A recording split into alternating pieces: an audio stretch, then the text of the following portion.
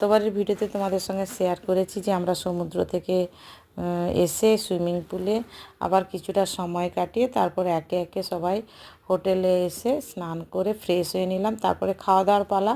আর আমি একটা জিনিস খুব ভালো করে উপলব্ধি করেছি যে সমুদ্র থেকে স্নান করে আসার পর না প্রচণ্ড খিদে পায়। তো সবার প্রচণ্ড খিদে পেয়ে গেছে, টাইমটাও অনেকটা হয়ে গেছে।